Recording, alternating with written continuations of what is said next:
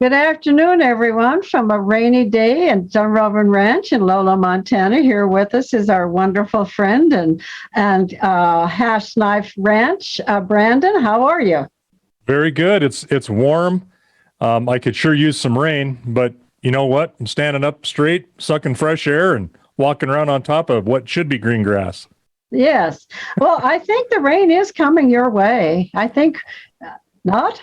I hope so. I'm just like Yeah. praying for it. Yes. Yeah, yeah, everyone's praying for it. Even on this side of the divide, we're not at where we should be. Right. So, yeah, yeah. A rainy spring would be a welcome addition to our lives right now. I'd like a quarter inch every day or every night and Yeah, then warm up every during the night. day. How's that? Yeah, yeah, exactly. Well, Brandon, I guess you're getting ready for the calving season, and that entails quite a bit, doesn't it? It does. This is for basically, if nothing goes wrong, kind of just a general getting ready, and then left a few things out that we'll talk about after the fact. Well, very good. This is the season for ranchers. It really comes down to this and market season. I mean, you care for the animals all year long, obviously, but this is a biggie, and getting them to market is too. Yep. So, You know what? If you can keep them on their hooves and doing the same thing that I'm doing, making every day a sucking fresh air day, that's a win, and that gets them towards market time, keeping them alive, keeping them growing. Yep, very good. Well, let's see what you have to tell us this time about what goes into all of this, Brandon. You want to let it roll, James?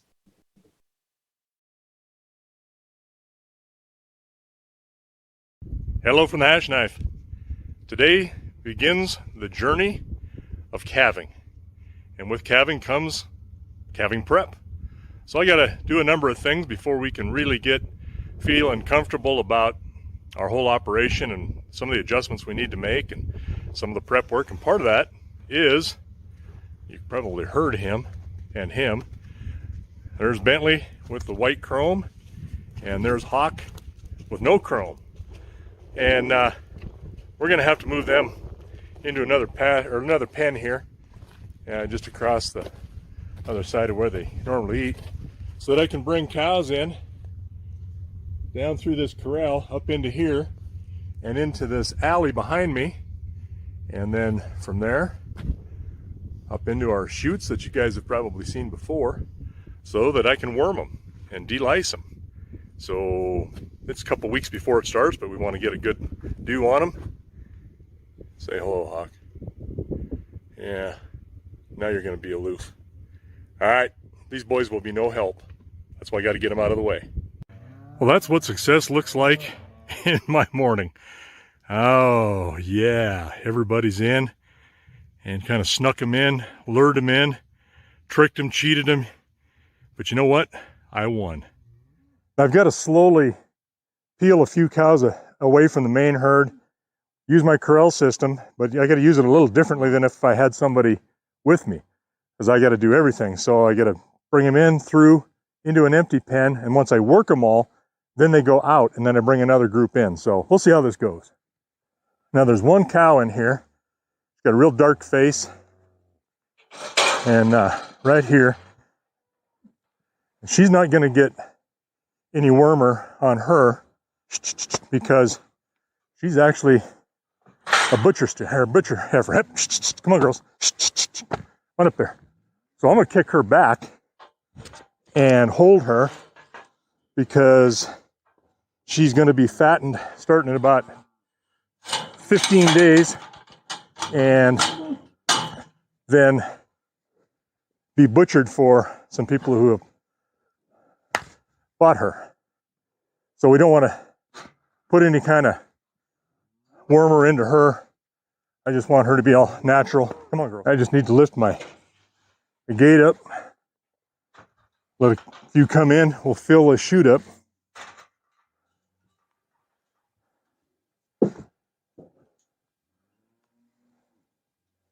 On, girlies. There you go.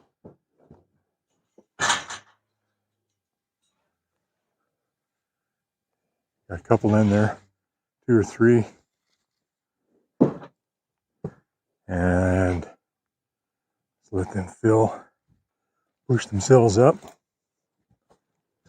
Come on, there we go. There's 4. Come on, kids. All right, they're not going anywhere. Now I can start to make the applications. I like to dose these guys according to the chart in the instructions. It's all pretty easy.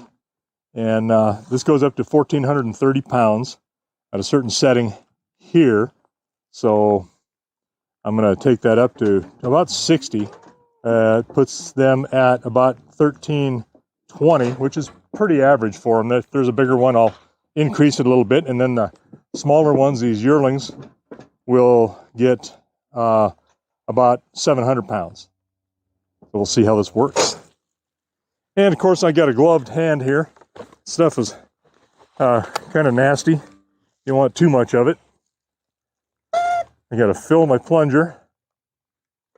See it coming up. Up the spout. And refill. Ready to go.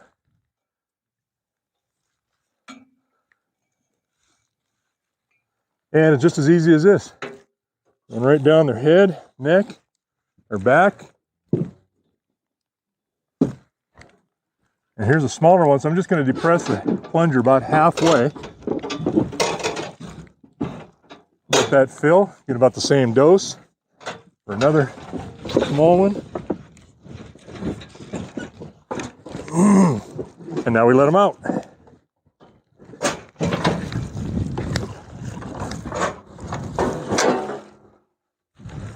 Open the gates, another couple can come in. Now I have to build kind of a makeshift catch pen here so that I can funnel a cow into the barn and into the head catch in case we need to pull a calf or do some kind of mothering up of one that won't take one, something like that. So here we go. I'm going to leave a little bit of room here next to this gate so that if I need to, I can swing this either way and be able to open this up without going into the pen here where these horses are at. And they're suddenly losing some real estate, so I got to give them a little bit of room in another spot here. So put that up, drive a post. But first, I got to kind of puzzle piece this together, and I've staged these ahead of time just to lay them out and make it so they'll be usable. I can just kind of set that here so it's right close to it. Set that in the way. And we'll figure out where this one goes based on how we come out on this side. So I'll use this, sight down this to make sure I'm lined up. Pretty good. And now it's post driving time. And this isn't such a bad job. It just doesn't take a lot of time. I'm going to put this post on the outside of this gate so that any pressure that they put on it is going to push against the posts and help give a little bit of structure.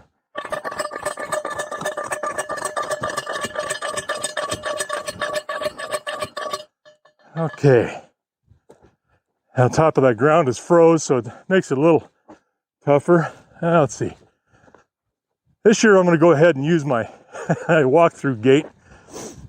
Makes it a little bit easier, a little more user-friendly.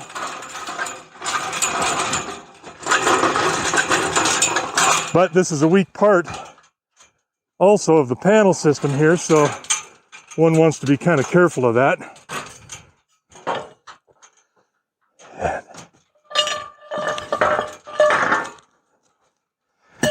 Take that off.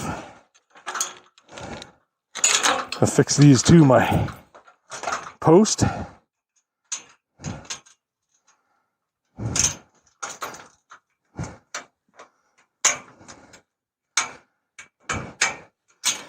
And it just catches the top of that, but it's going to hang down, so it should be okay.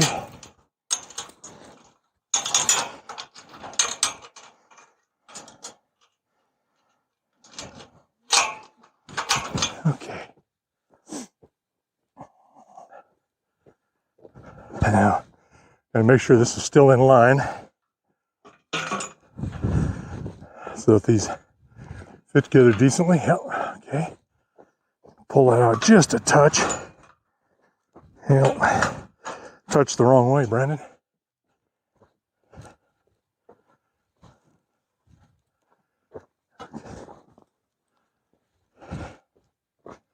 And same way here. Try this one.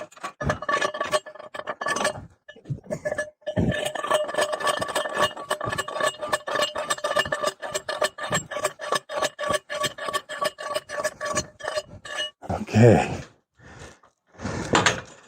That gives that gate room to open. And at the same time, be nice and tight to that. Okay. So the last thing to do is put this in place. And you might be asking, why should I not put something permanent in here? And that would be a really good question. And the reason is, I use this for such a short time during the year that putting a permanent structure in here would really be in the way for the other 9-10 months of the year. So I don't mind taking a little bit of time and doing it now, and knowing that I'm going to be moving this out and making it handy now, but then it's also reversible for the want of, 3 steel posts and a little bit of time. Really makes a big difference. Now you see, now that we've got everybody separated, it's time to provide these girls a little bit of comfort. So I'm going to take this straw bale, and I'm just going to take, half of it and spread it out in different spots, kind of behind this area where our hay is, and this big manure pile behind the pickup. It actually provides a little bit of a wind protection for them, and then they'll use this to hopefully lay on and then bed on. So we'll do this now. We'll use about half of this bale up in several different spots that they kind of already like to lay on, and make it easier on them and ourselves. And this stuff is like a fluff ball. It will just fall apart, so you got to be kind of careful. I don't want to get too much off this. I like to save a little bit for later. We do have a storm coming in. There we go. Notice that? I'll put about 3 good spots out here, and then I'll go in the lower corral and put some more out there. And if I stay upwind with this, it always helps. See, this isn't even really good straw. It just kind of crumbles apart. But it's usable. And they'll wallow around in this a little bit. They'll spread it out. And be all happy and giddy about it, I hope. Well, here I've got my heifers separated from the open heifers. And then up there in that pasture, we're going to be spending the majority of our time with the calvy cows. So I've only got, about 14, 15 head of heifers to calve in here. So this is good. But you'll notice everybody's friends and they miss each other already, even though it's across the fence. The older cows are out there in the pasture. I've got them fed up. So they're on that feed right now. Otherwise, they'd be right down here at this water. And they will come in when they get a belly full of dry food. They'll have to come rehydrate. The next thing I got to get is the hot box. This blue thing here. Bring it down.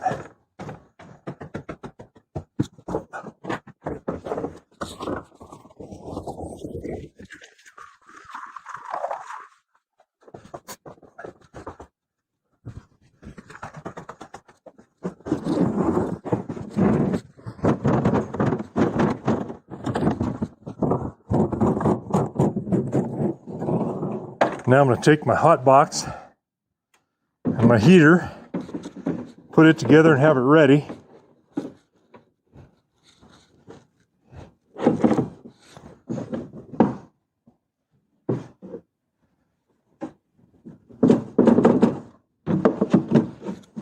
And all I got to do is plug this in and I get heat up into here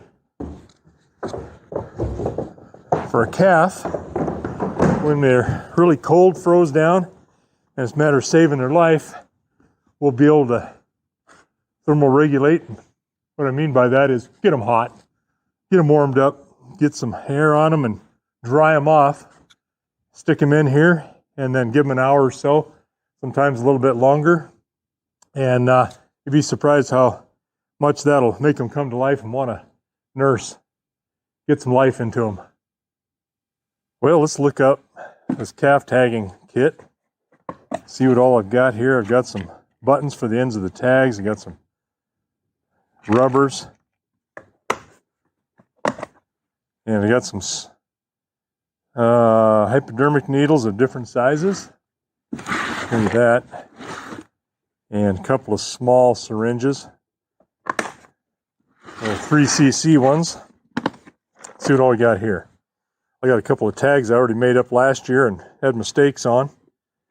I got a tagging gun. This is an OB strap. I've got that all disinfected and set in there. Got some surgical scrub. Got some OB lube, by the gallon. That's never a good sign.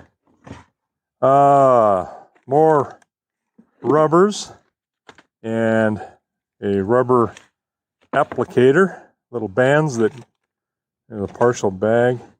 Got a little piggin string if I need to tie somebody up and when I bring them in. I've got a couple of markers to mark on the tags. I've got some Vetricin here. Let's see what else I got. Got a bottle for, I've already just mixed this up, iodine solution to hit a navel on a calf that's born inside this corral.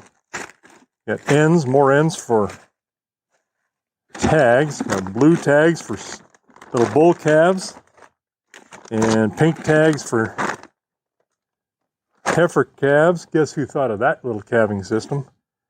Her name wouldn't be Lisa. Extra marker pen. That's good. A little extra there. I think that's all we need for this. Take those and stick them away because we will be going through these, using them a lot.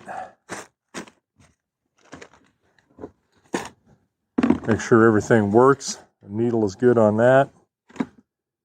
And that. I think we are ready with our calving tag box. Got a clipboard that I'll put the last step of this into, which is having the master sheet. Okay, here's our vet box. And I've got a few things in here. Got some grease pencil, some hog rings, and Q-tips, and got some big tongue depressors. Be surprised when those come in handy for applying stuff, paste and stuff. Oh my goodness, we got suture needles, got vet wrap, I've got all kinds of more vet wrap tape. I got some cord in case we have something needs to be sewn up. I can sew them up with that and using these needles. More hypodermic needles there. That looks good. Lots of different sizes. I got 12cc syringes there. We got 35cc. I got 6cc. Got some 60cc. More 20cc. 3cc. So everything we've got, just about every size we need.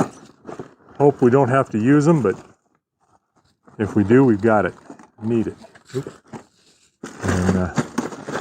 stuffing this all back down in here. That can be the biggest challenge of all. There we go. Okay, so our vet box is basically ready there. The bottom of this, some of our great big, and usually don't use these too much for 60cc syringes, other than using them as an irrigation thing where you can pull up a bunch of disinfectant in here and then get down into a wound. This isn't necessarily for calving, but just for everything. Another vaccine gun and some various types of powders and lotions and such. All right, I think we're ready to go. Well, I'm gonna throw a little bit of chips down here and freshen up this calving jug a little bit, and hopefully we never have to use it, but it's probably not that realistic. And again, preparing ahead of time is good, giving these calves a little something clean and nice to lay on is a very good thing. Keep them a little bit drier. And I might throw another bag on here as well and get this all done. So, yeah, this might be enough. Pretty good. Okay, here's one last little tool. You see, it's just basically a chain wrapped around that plank. And you look up the wall here. This red handled thing is a come along, and I've got the cable laid out there and up on the wall.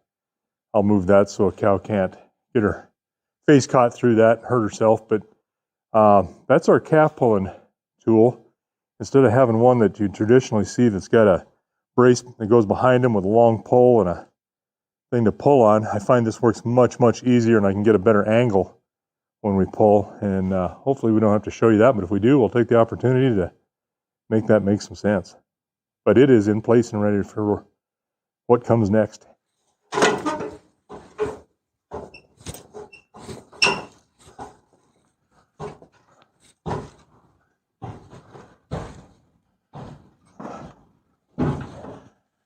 Okay, I gotta find the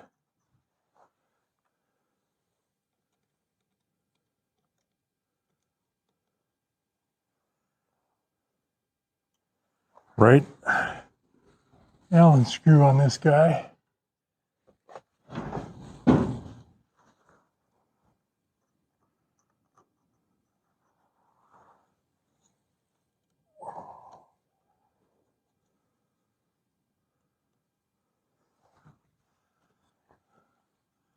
Maybe, ooh, there we go.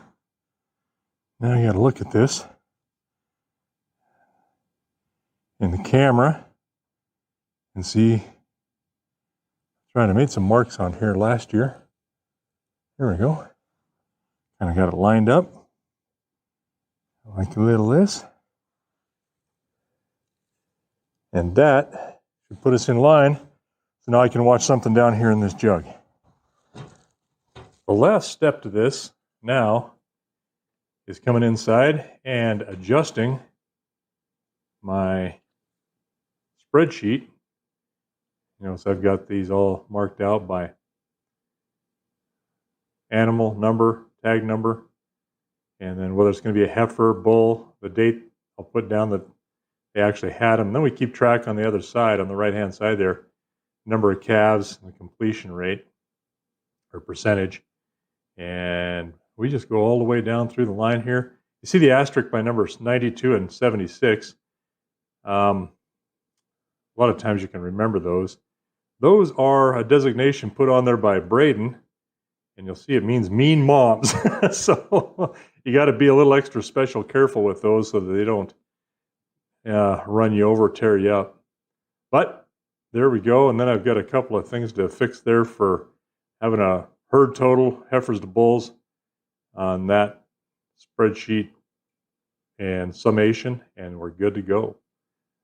Well, hope you guys have enjoyed a little bit about getting this thing together, prepping for calving, and it's only taken me about 3 days to get everything done. So, here we go. Bring on the calves. Well, Brandon, you always leave me with questions.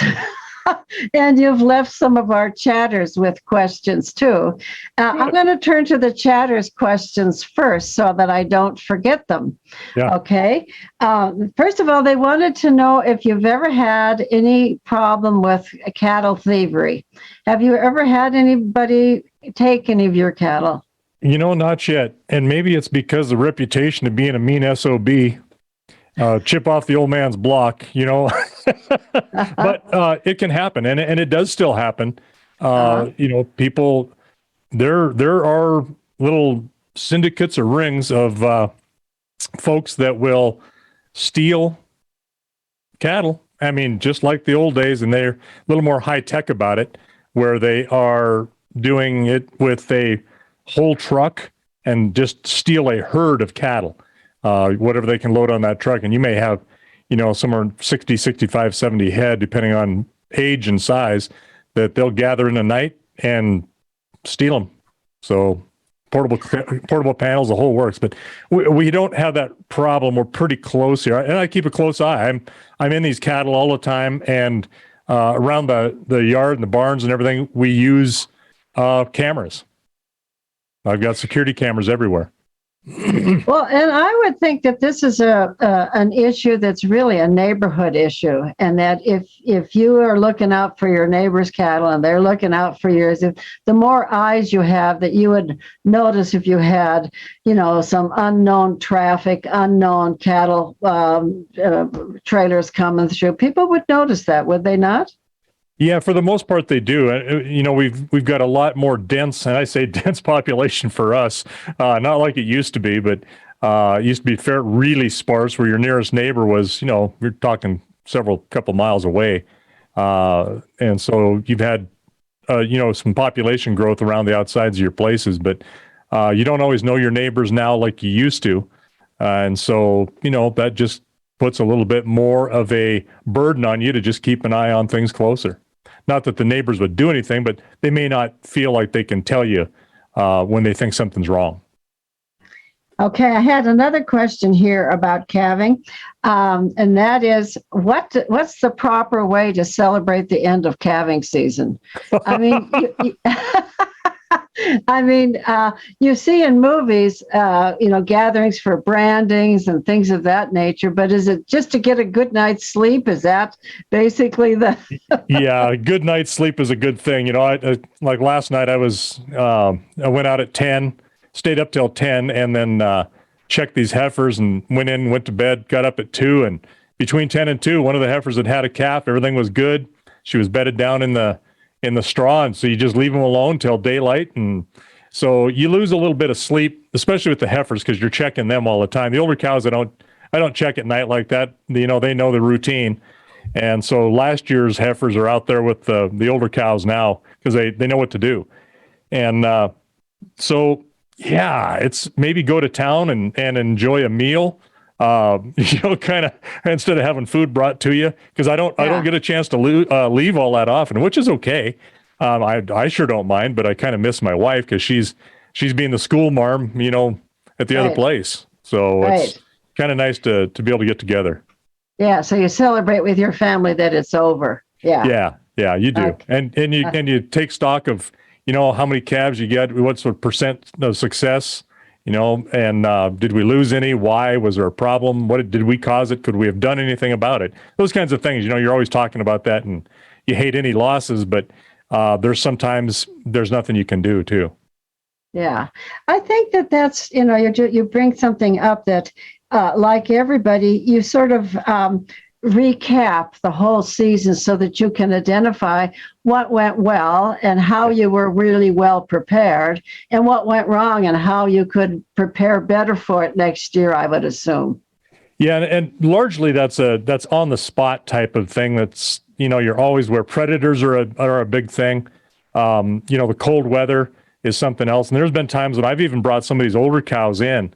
When I watch them to see if they're close to calving, and I might run you through what my checks are like one time. But if it's going to be super cold, even an old cow can't keep a calf alive in bad weather. So you Yeah. might, try to bring those in that you think are going to calve and kick the rest out and hope they stay inside that 102, 104 degree warm body until the cold weather is gone, and So try to save what you can. do you do all of that horseback, No, Brandon? not always. No, I prefer to do it horseback. What I'll normally do is now I used to do it all horseback. You'd have a bunch of tags, and we did it a little bit differently too. We didn't necessarily care what the tag number was with my grandpa's tagging system. It didn't bother him. He didn't care what the cow was, what number was, and I kind of like to pair those numbers up. So we used to have a bunch of made up tags and just put them in your saddlebag, and they were a different kind of tag where you had a little knife that you would roll the end of the tag up, stick it in the hollow part of it looked like a spearhead, and then you'd grab the ear and then you would just push it through and then unravel the tag and it would be in. Well, I mean, they worked okay, but you'll lose some DNA of your own at times because those things are pretty sharp, and a struggling calf and trying to keep a cow out of your hip pocket or running over the top of your front. But this tagging gun works really well, but it's cumbersome. So a lot of times I will tag the calves and have a little bit better area to get away from a cow if I have to, like a pickup or a side by side. And part of the issue is that I'm training horses while I'm doing this. So I don't necessarily have a horse that's going to be real tolerable to a cow running at you, where, something that's done and well trained, you can depend on them, and I can't do that. So, and this is such a good training opportunity. You hate to ride an established, well-trained horse doing it because it's great training. So I usually will tag and band the steers or the bulls to make them steers with that, either the pickup or a side-by-side. And then I'll let those calves go a day or two with their mother in the calving pasture. And then by horseback, then I'll move them into another pasture so that I can keep a supply or a population of cows that don't have calves. Or I just keep a running total in my head every day, how many calves I've got out here that I haven't put into the other pasture. And so that when I got a count more than what I know I should have, I got a fresh calf. And, I'm not having to look through 15 or 20 head and wonder if it's the same one and waste a bunch of time. So that's just a good way to do it. Well, you've got quite a system here, Brandon, and I'm sure that you really, over the years, understand the uber importance of being so very prepared in every way, where everything is set up. You hopefully don't have a calf that you have to bring in, but you need a clean stall if you do. You hopefully don't have a calf that needs to be warmed up, but you sure need to have the heater right there at the right place at the right time. And putting all this together and using your panels to set it up so that it's just goes smoothly, because it can be hectic, can't it? Calving season can be very hectic. Yeah, and right now I've got a lot of cows and heifers too that are very, very close to calving. So, I could have 7, 8, 10 calves in a day, which I would be great. I'm happy about that. I'd like to have that, especially in good weather. But if the weather's poor, then it's another story. And, that hot box, I've had 2 calves at a time in there. And if it gets to be more than that, I may have to take them into the house. And we've done that, put them in a bathtub and get them warmed up, get some warmer water on them. And then you got to dry them off, and so, yeah, there's calves laying on the living room floor and getting them ready to get some colostrum in them. And that's one of those things that we didn't show you. I was going to tell you about is we've got some other products of powdered colostrum, powdered milk with colostrum in it. And I like to try to milk the cow out. That natural colostrum, I think, is far superior, and get that calf to having that nursing behavior down so that it's not much of a transition from a bottle to back to the cow. And but sometimes you have to have colostrum in them, and if it's in the bagged form that you mix with some warm water, so be it. You'll do what you can.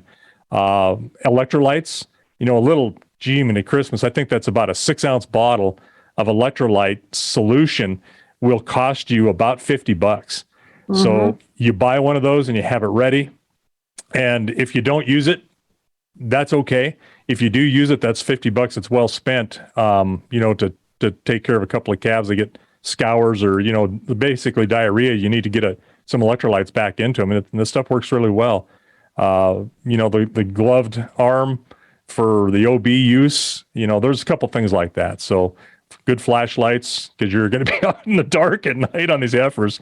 And so there's a few things that I didn't throw inside of there in the interest of time, but we could just talk about them. Well, I wanted to also mention the whole beauty of movable panels. Every ranch, mine included, has extra movable panels because it's just so wonderful to have that flexibility. And there were a couple of things that I wanted to point out in terms of what you were doing. Number one is your post hole digger, not a digger, but you just slam those things right in, which is really like an empty piece of pipe with a lid on the top and two handles. You just pound that thing right in, even frozen ground, which made me realize you don't need a gym membership at all. I mean, watching you put us that whole episode up and down the stairs, up and down the ladder, up and down, all around. Yeah.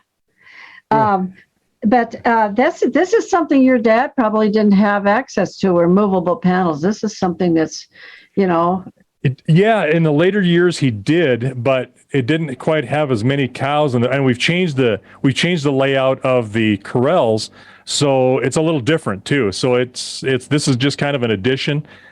We didn't have that head catch in the barn, and that's something that I did here in the last 3 years or so, 4 years, and it was out in the corral where in the chute that was the head catch we used, and we would pull a calf outside.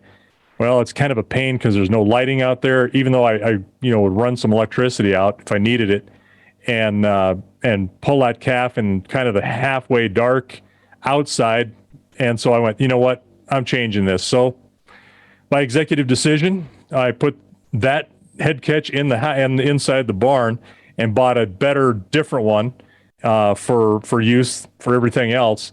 And so that provided us the ability to use those jugs and get a cow inside where, oh my goodness, it's well lit. I've got it all wired up and lights everywhere. So you can be out there as dark as it can be, and you're out of the wind and in the day or in the sunlight via electricity. So it makes a big difference. Yeah, major difference. I wanted you to comment a little bit, putting those posts in for that panel. We don't always do that for horses. And I have never managed cattle, Brandon, you know that. But my understanding is that cattle are way harder on fences than horses are, that they'll apply a lot more pressure. They're more compact, they're heavier generally, and they can really do damage on a fence. And isn't that one of the primary reasons that barbed wire is used on cattle and clear wire is used with horses? Well, yeah, it depends on how you think. Barbed wire certainly for the cows, but we use barbed wire for the horses too. You can get a false sense of security with barbed wire and horses because they will learn to respect it, where a horse is also tough on, or can be tough on a fence, especially if there's no barbs on it. And they learn that it really doesn't hurt them or cause any, pokies into their nose.